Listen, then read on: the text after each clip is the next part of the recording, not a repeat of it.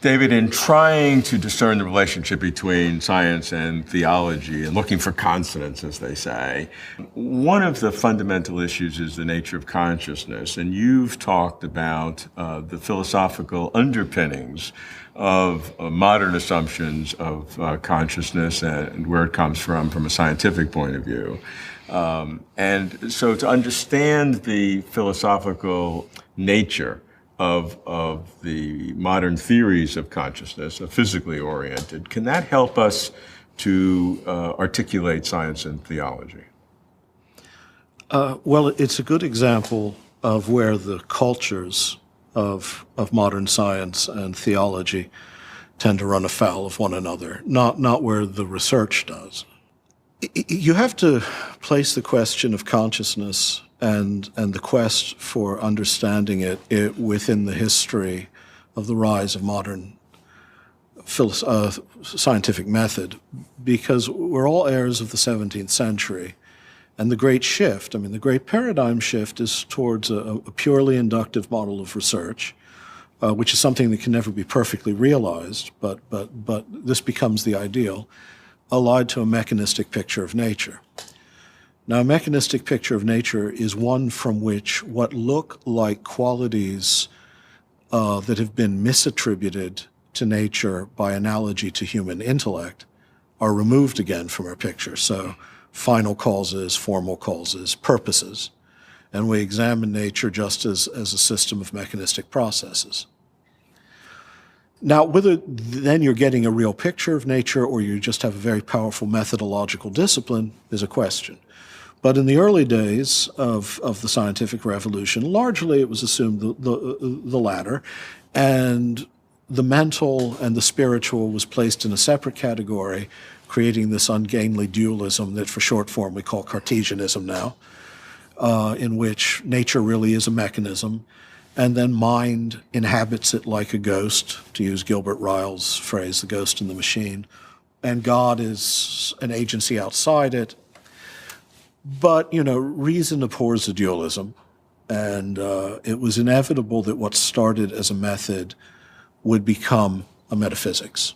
That is, the mechanical picture of nature ceased to be just a way of approaching nature for limited, local, finite investigations and became supposedly a picture of reality as a whole. But certainly it made progress, and certainly by freeing itself from theological dogma, it enabled enormous understanding of reality. Nobody can deny that. Right. I'm not sure theological dogma was actually as much the problem as people think it was, because we think in terms of the Galileo affair, which was more a conflict between two very egotistical men. But by freeing itself from what had come to be thought of as Aristotelian models of causality, it allowed all sorts of progress in empirical. Now, even then, I should point out that what it meant by Aristotelian causality had already been subtly mechanized by that point, but that's a subordinate concern. However, as I say, because of the power of this model, and because it's really undecidable logically whether this model is itself a picture of reality or a filter that allows us to get to certain physical truths that we wouldn't be able to otherwise, remains open. Because even as I say, induction is an ideal that's never perfectly realized. I am getting to the issue of mind, honestly. So that even in, say, biological sciences, we never stop investigating, say, organs by asking what their function is. We ask the cui bono question, what good is this? What does it do? What's its purpose? And then we tell ourselves, well, that's a methodological fiction, whereas the mechanical picture is the reality. Of course, it could be just the opposite. The purposive question might be reflecting reality, and the mechanical picture might be the methodological fiction. Both, very good philosophical arguments, believe me, can be made that that's the case. But whatever the case is, when it becomes the metaphysical picture of reality, mechanism then has to account for the things that originally it was content just to put into a different sphere, like mind. That means that a model of reality that was devised specifically by banishing from it everything reminiscent of mind now has to be used to explain mind. mind must be seen as an emergent phenomenon from physical nature. Now, in the sciences, this often means just that people confuse the question of consciousness with cognitive science, which are two different issues. Sure. Cognitive science is about the correlations between, say, brain events and experiences, say, or states of mind. The question of first-person consciousness and consciousness as a unified experience and an irreducibly intentional experience is a different sort of question. And then it's a question of how this, which all these qualities that are supposedly the contrary of mechanism, emerged from purely mechanistic processes. Now, as it happens, in philosophy of mind, pure physicalism is sort of in retreat at the moment. It's an odd feeling for me to be in the mainstream, because I haven't been for much of my career.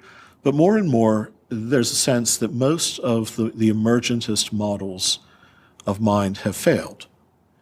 And so in philosophy of mind, there tend to be, for those who are still committed to a physicalist picture of some kind, more extreme options are now on the table. Correct. What are the implications of that for the science-theology dialogue in general?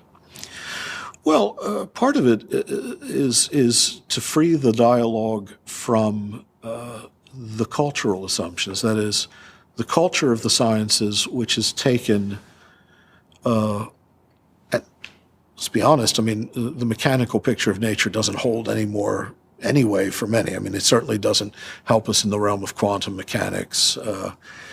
And more there are people in, say, molecular biology that question it as a proper way of understanding organic systems.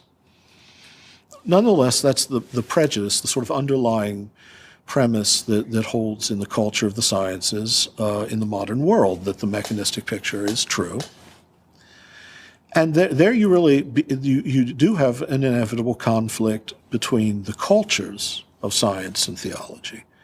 Because obviously, theological tradition is not going to be able to see mental phenomena or the experience of consciousness merely as an emergent residue of a mechanical process. At the level of what's actually discovered on the ground, I mean, real empirical discoveries, there's no conflict. There's simply different sorts of questions being asked. But culturally, the mechanical model is a profound, I want to say prejudice, but let's just say presupposition.